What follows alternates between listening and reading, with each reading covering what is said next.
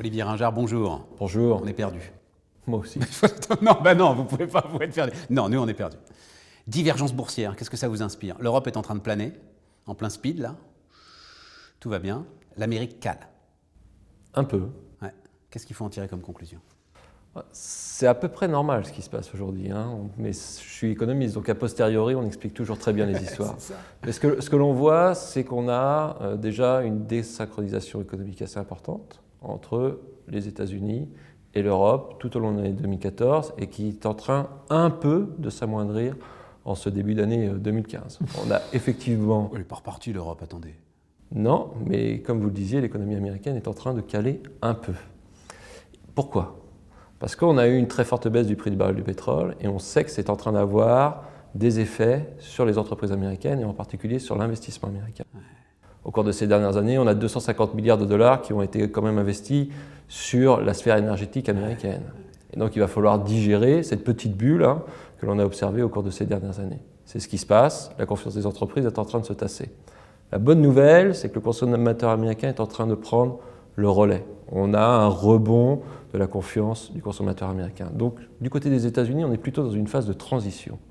Et du côté de l'Europe, on s'aperçoit que depuis le mois d'octobre, en fait, la zone euro se porte mieux, un peu mieux.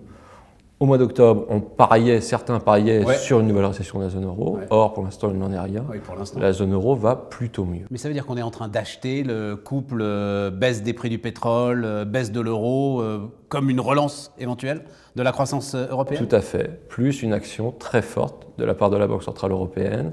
Il y a de ça 6 mois, on s'interrogeait sur sa capacité à faire un quantitative easing, à acheter de la dette souveraine.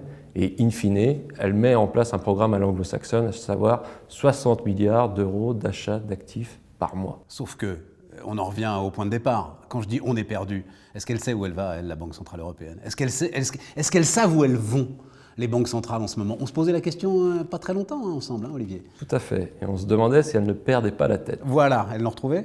On peut toujours se poser la question. On voit que depuis le début de l'année, l'ensemble des décisions mises en place par les banques centrales n'ont pas été anticipées par les investisseurs.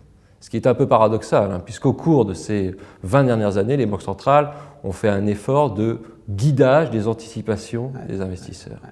Et depuis un mois, le guidage est totalement obsolète, il n'y en a plus. Pourquoi? C'est une question. Et vous n'avez pas, manifestement, vous n'avez pas la réponse, Olivier.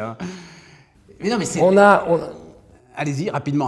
Rapidement, c'est qu'on a un monde qui est totalement désynchronisé et que les banques centrales sont elles-mêmes surprises de cette désynchronisation. Elles sont prises au piège de la volatilité qu'elles ont elles-mêmes créée? Elles sont prises au piège de la complexité de l'environnement économique et financier dans lequel on vit. Merci Olivier Ringard. Merci.